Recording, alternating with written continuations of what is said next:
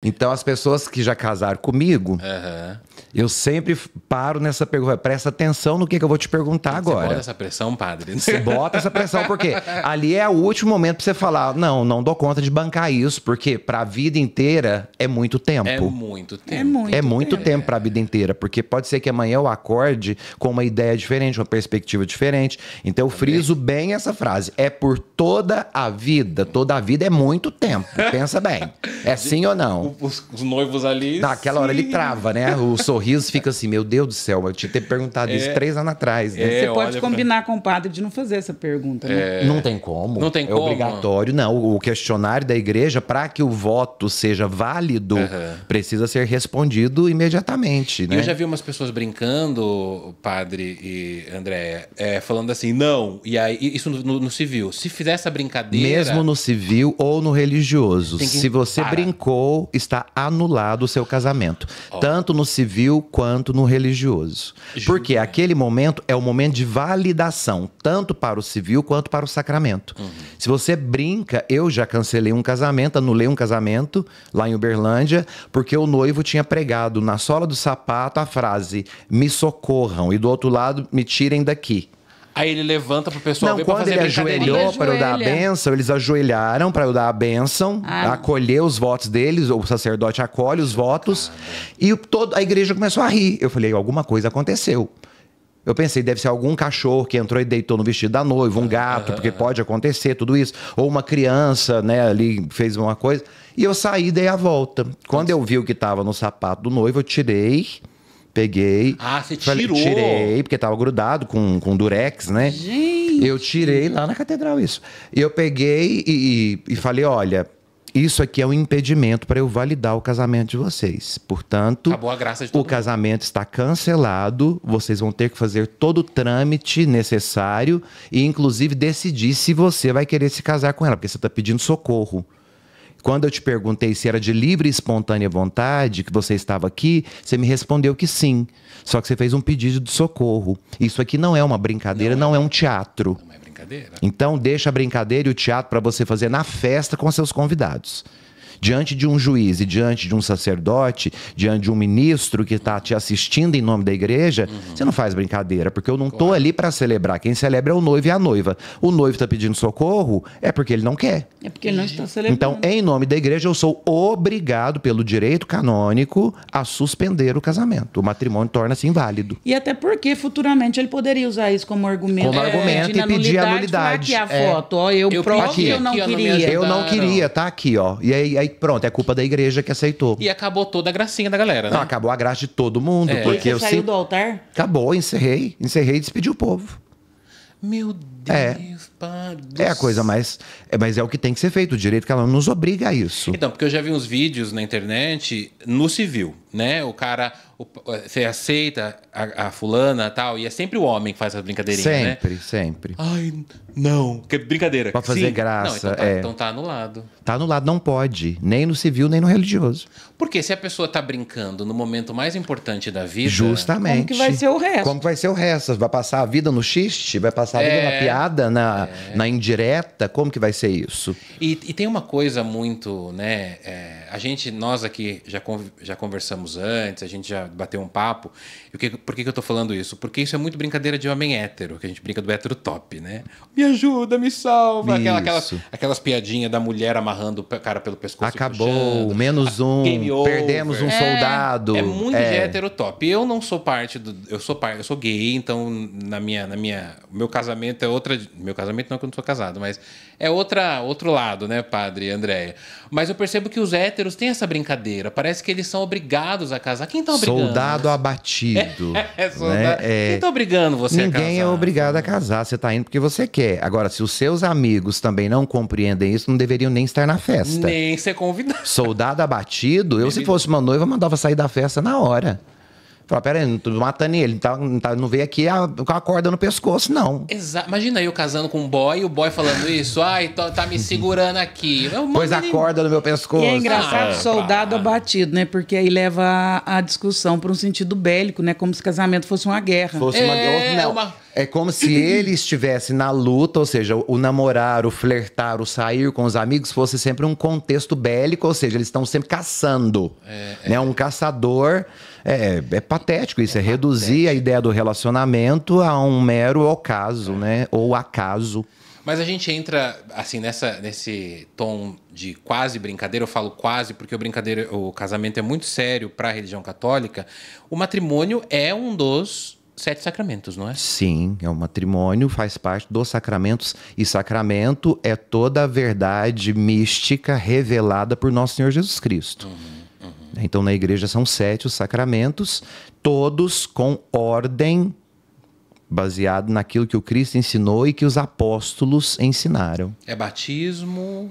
O batismo é a porta de entrada, tanto que as igrejas antigas obrigatoriamente deveriam ter nas suas portas a pia batismal, porque é a porta de entrada para os outros sacramentos. Então, antigamente existia até a capela do batismo. Você vai nas igrejas barrocas de Ouro Preto, das regiões históricas, você vai ver que do lado tem uma pia batismal, ou do lado direito ou do lado esquerdo, com a figura de João Batista em cima e a pia batismal. Porque o batizado era feito na porta de entrada, no átrio da igreja. Porque antes do batismo, você não pode estar dentro da nave. Porque a nave, que significa navio literalmente, é para os já batizados que estão comungando e olhando na mesma direção e remando na mesma direção, que é o Cristo. Por isso que os bancos são dispostos enfileirados um atrás do outro, para parecer um barco, literalmente a barca de Pedro, que é a igreja. Bonito esse simbolismo todo. Então, para entrar na barca, primeiro você passa pela água do batismo, né? Antigamente usava-se a pia batismal atrás. A arquitetura moderna colocou a pia batismal na frente, lá no presbitério. Só que colocou nas portas um recipiente com água benta.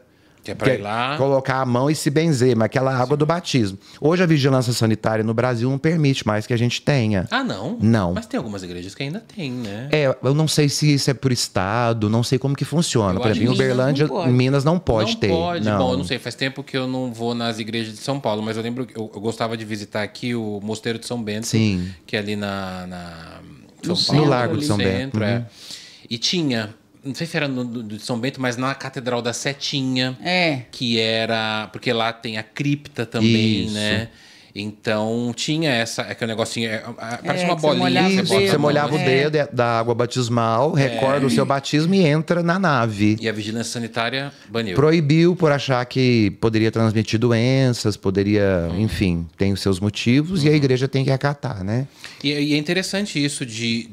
Antigamente, a pia batismal está no começo, porque nem se entrava na igreja. Não, então, né? Sem o batismo você não participa da comunhão. Você não está em união com a assembleia que ocupa a nave. Tanto que geralmente as igrejas tinham corredores laterais que faziam parte do átrio. O átrio é o lugar da espera. Quem está no átrio, na teologia do espaço litúrgico, não está participando dos sacramentos. Está apenas assistindo. Então, quem está no átrio não pode comungar.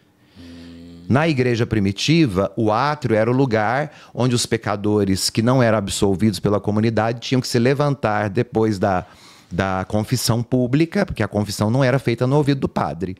Era publicada para todo mundo. Todos tinham que ouvir. Antigamente você confessava para a assembleia. Por isso que a oração... sentado falando em alto, padre, eu fiz isso aqui, e a galera não é o padre, você fala para a assembleia. Tanto que a oração, hoje, do ato penitencial, deixa muito claro como que era. Eu, pecador, confesso a Deus Pai Todo-Poderoso e a vós, irmãos e irmãs, que eu pequei muitas vezes. Agora, eu conto os meus pecados. Só que a igreja tirou e colocou todo mundo no mesmo nível espiritual. Por pensamentos, eu não vou contar quais são. Palavras, não vou falar quais são. Atos também não vou falar.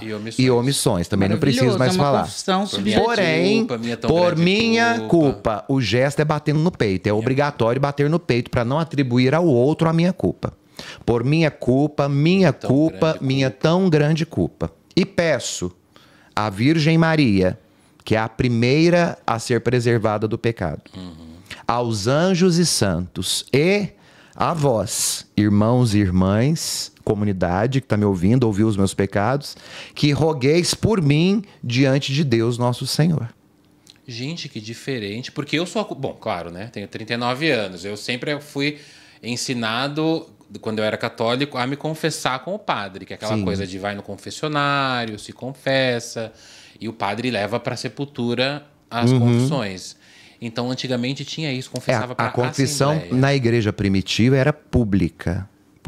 Então todo mundo acabava ficando sabendo do pecado de Sabia todo de mundo. tudo, porque as comunidades eram comunidades. Que beleza. Mas é uma coisa que você falou agora que eu acho interessante. Existia muito menos julgamento do que hoje.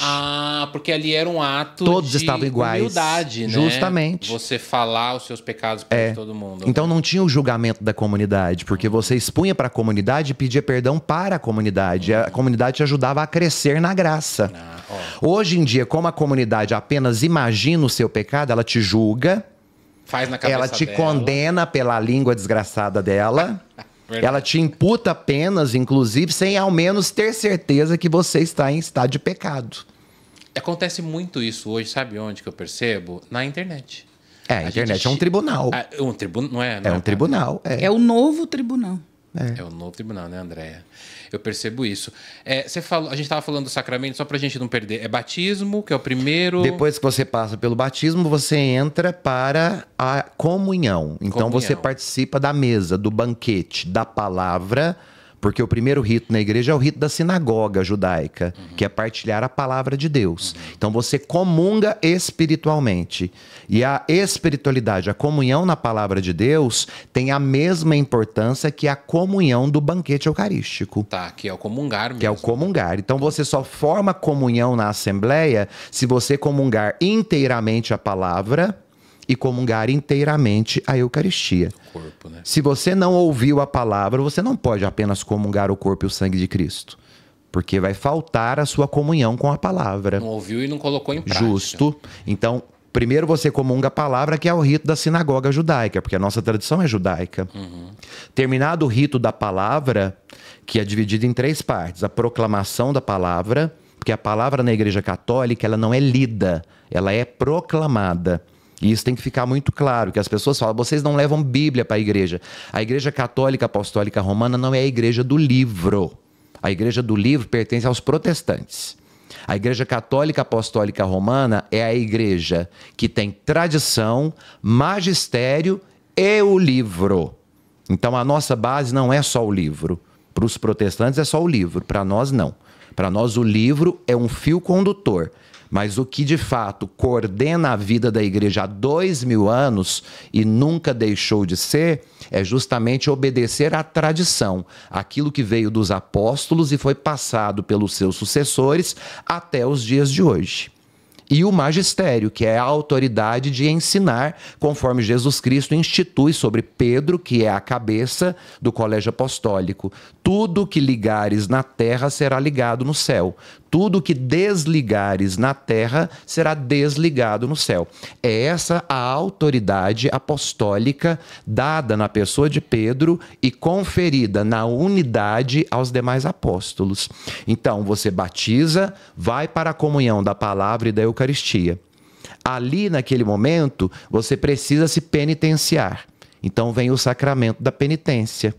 Então você confessa diante dos ministros e não é para o ministro que você está confessando. Você está confessando diante de Deus. O ministro representa a igreja. Quem te absolve não é o padre, é a igreja. Então, quando eu vou te absolver, a fórmula é única. Deus, Pai de infinito amor e misericórdia, que pela morte e ressurreição do vosso Filho Jesus Cristo e agindo com o Espírito Santo, redimistes o mundo consigo, lhe conceda, pelo ministério da Santa Mãe Igreja, o perdão dos seus pecados e a paz. Porque isso tem uma grande discussão, né, padre? Principalmente dos evangélicos e de outras doutrinas evangélicas. Eu não me confesso para homem, me confesso para Deus. Isso, sempre escuto isso. Você sempre escuta isso? Sempre escuto. Não me confesso com homens. Não é com homens, é com a igreja. Porque o sacramento pertence à igreja, não pertence ao padre. Entendi. Então você está confessando para a igreja justamente para não ter que falar publicamente seus pecados como era antigamente. Eu acho melhor. Melhor falar só pro padre, né, André? Então veja, em tudo a igreja é muito sábia. Então a fórmula da absolvição deixa claro, não é o padre, não é o Fábio que está te absolvendo, até porque eu estou cheio de pecados. Eu estou ali em nome da igreja. Portanto, eu te absolvo porque eu sou ministro da igreja e em nome dela eu te dou o perdão porque você buscou o perdão de seus pecados. Então, aí tem a penitência, que é um sacramento. Depois disso, que você foi batizado e participa da penitência, participa da comunhão, você cresce na fé e é confirmado na fé do batismo por meio do sacramento da crisma.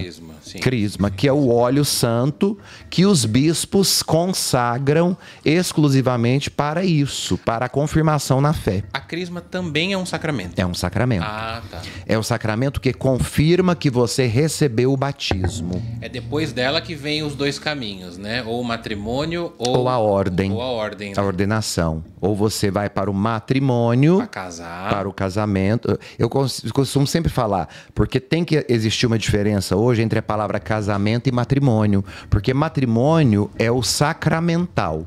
Casamento é a união de duas pessoas. É a união legal. E é um termo que é civil.